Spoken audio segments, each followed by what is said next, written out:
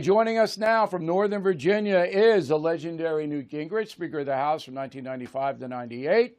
Got a new book out, and you would be wise to check this book out. It plays right into what I was talking about, Defeating Big Government Socialism, Saving America's Future. Book's doing very well. You can get it everywhere, Amazon and all bookstores. And it's a pleasure to have you back, Newt Gingrich. So in my monologue, did anything stick out? You want to scold me? Did I do anything precarious? First of all, I love your pride in your son and your commitment to his presidential race. And I thought I'll remember that the rest of my life. I thought it was just great. And I think it was great that, the three of you, Sotomayor, could have that kind of a moment. I mean, we need a lot more of America talking with itself rather than yelling at each other. I thought it was a great story. I liked your opening. Thank you. I agree with you on Ukraine. If the Russians continue to get a bloody nose and can't win, that sends a pretty powerful signal to China that they are faced with Taiwan could be comparable in getting them bogged down. If we collapse and lack the nerve, then I think that could send a signal to China that it's okay to invade Taiwan.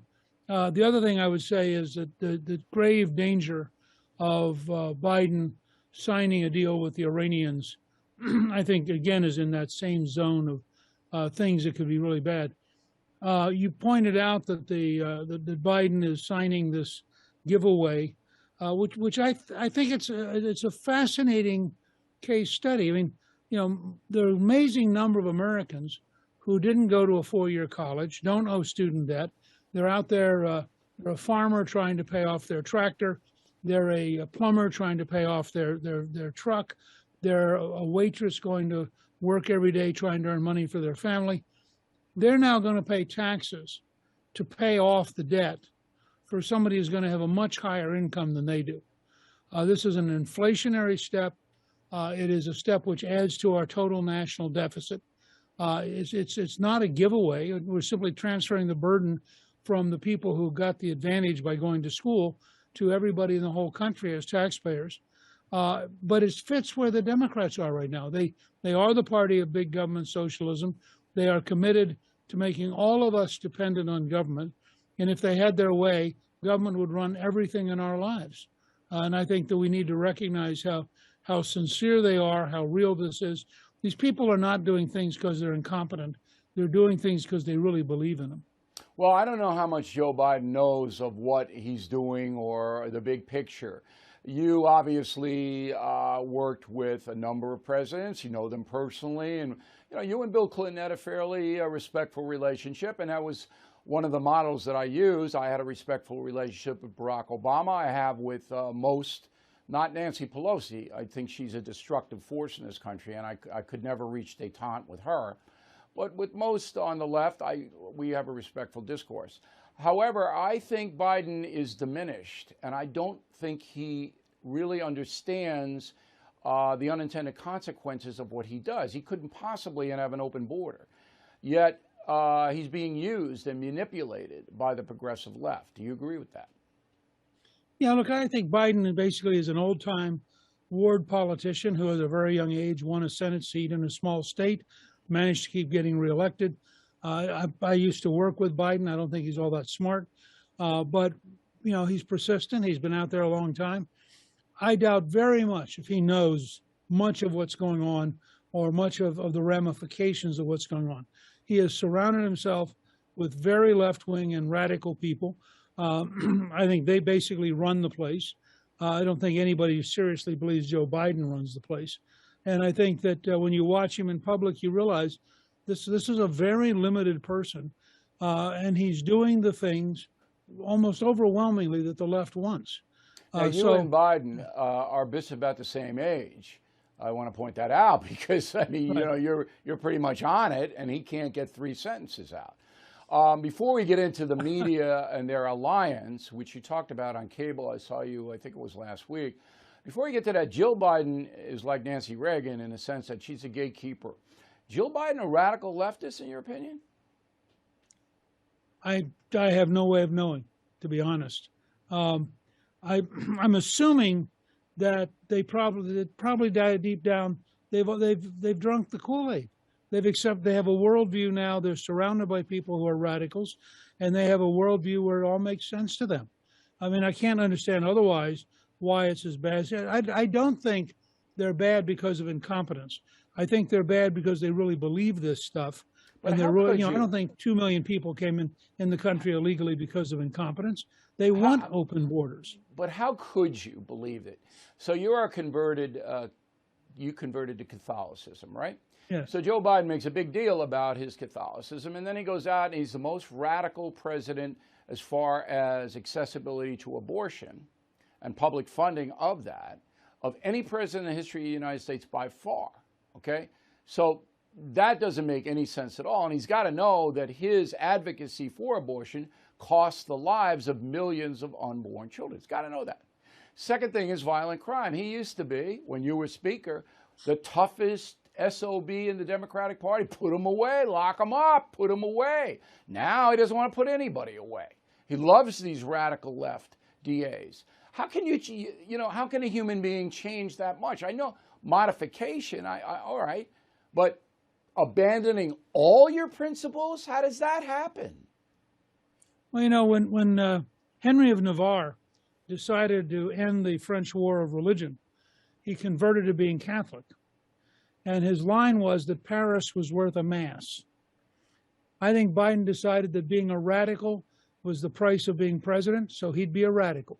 And I think from that point on, he has been faithful to the left, done to surround himself with left-wing. I mean, look at some of the people they appoint in this administration. I mean, they're people you couldn't have dreamed of 10 years ago ending up in public life. Look at the values of some of these people.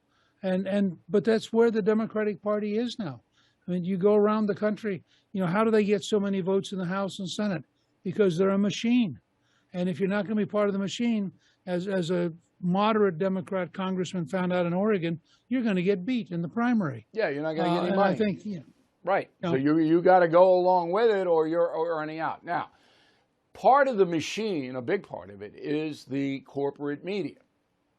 And the corporate media has now forged an alliance because, look, if you were just going by inflation, economy, open border, rise of violent crime, collapse of the U.S. airline industry, I mean, across the board, things are worse now than they were when Trump was the president.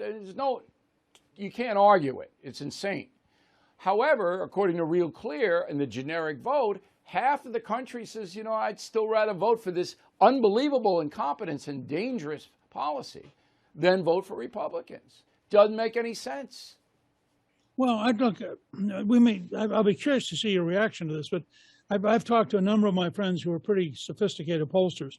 Almost all the polls the Real Clear Politics is getting are junk. They oversample Democrats. They oversample people who aren't going to vote. They're consistently wrong. I wrote a newsletter recently at Gingrich 360 where I outlined that the August of every election year, we go through the same cycle. They print phony polls. They try to depress us. People, for example, at Trafalgar, which is very accurate, or Scott Rasmussen. Rasmussen has us +5 on the generic. I think Trafalgar basically agrees with that. Insider Advantage, Matt Towery basically agrees with that. So part of what you're getting here is just pure propaganda. 70% of the country is unhappy with Biden economically. Over 3 out of 4 Americans believe we're on the wrong track. When you look at the undecided voters, they're overwhelmingly anti-Biden. They haven't yet decided they're going to vote Republican, but they're overwhelmingly anti-Biden. And you look at their internal views, they're almost certainly going to break through, probably 3-1 for Republicans. All right, so as it stands I actually now, think we're in pretty good shape. I agree with your analysis. We here at BillO'Reilly.com follow Trafalgar and Rasmussen because they're the most accurate. They have been. They have a track record. The others are ridiculous. So if here you are. Right now, August 24th, you say Republicans win the House by a lot? Yeah. There's an outside possibility that Kevin McCarthy will become Speaker with the largest Republican majority since 1920. Partly because they're so much stronger. I mean, remember, they're only 4 seats out of control right now. When we had to put together a majority in 1994, we had to pick up about 30 or 35 seats just to get to the majority. He's got to pick up 4. So I think they will get probably minimum 25, maximum 70. And you won't know until late October, because these kind of landslides, I mean, I worked with Reagan and his people on the 1980 campaign, which turned into a landslide. I worked, as you know, in the 1994 Contract with America campaign, which turned into a landslide. On these kind of landslides, you don't really quite know district by district, although I have to say, Joe Gaylord, who was my partner, on September 17th, 1994, was off by 1 seat. He took us through the whole country, district by district. He missed 1 seat. We didn't count on beating Rostenkowski, the chairman of Ways and Means in downtown Chicago. Maybe a historic landslide in the House. Now the Senate, more problematic. How do you see that? +4 or +7. I just spent an hour and a half yesterday at the Senatorial Committee going through every single seat in the country. And I think we're very competitive everywhere. And again, it's the same phenomena. When you look at Trafalgar's numbers for Ohio, for example, J.D. Vance is comfortably ahead. When you look at the numbers in Pennsylvania, it's a very close race. You look at the numbers in Georgia, it's a very close race. Now, when you get the Atlanta Journal-Constitution's public poll designed to depress Republicans, then Herschel Walker has a bigger problem. But I remember in 1990, the liberal Detroit newspaper, on the Saturday before the election, had John Engler losing by 19 points against the incumbent governor, and on Tuesday he won. Now, he didn't make up 19 points over the weekend. The poll was just a lie. It was false. And we see this all the time. If you're a conservative, you have to assume that most of the news media is propaganda, and you can't allow it to demoralize you. Yeah, it's the independence that they're after. That's why they're doing this Trump, Sure. Scandal of the day and all that. Final question. Your book, as I said in the beginning, Defeating Big Government Socialism, it's an important book for people who want the best for their country to read, on both sides, I think. What is the main takeaway that you want the reader to learn from the book? Well, I hope they will learn that the things that are causing us pain, whether it's high gasoline prices, high food prices, rising murder rates, you name it, are not incompetence. They are a value system of big government socialism, and that we can't just beat individuals, we have to defeat the ideas. And it's really based in part on Margaret Thatcher, who set out in 1975, when she became the conservative leader. She set out to destroy socialism. And by the time she was done, no openly left-wing leader has been Prime Minister of Great Britain in 40 years. I think we have to do the same thing. We have to get across the idea. It's not just, these people aren't incompetent. They believe in a system that doesn't work, that's going to bankrupt the country, that's going to leave us with children who are uneducated, a defense system that can't protect us, and criminals dominating our streets. And it's because they really believe in this stuff. I know, it's hard to fathom, but I know you're right. Anyway, that was a good interview. I hope you enjoyed it. If people want to reach your enterprises, give us the web numbers and all that. Sure. They go to Gingrich360.com. Well, I have to say, Bill, I always enjoy being with you. You always shoot straight from the hip. You are not in any way particularly biased or intimidated. And I never quite know how you're going to start the evening. If you had said to me, oh, we're going to talk about being in a suite talking to a Supreme Court justice while watching a baseball game, I don't think I would have bet on that. I usually don't know until about 10 minutes before airtime. Anyway, it's good to see you. You're looking good. Great to be. And I want to remind everybody that Biden and Gingrich are pretty much the same age. All right, so there you go. Yeah. Good luck with it, and I hope we can talk again soon, Mr. Speaker. Thank you very much.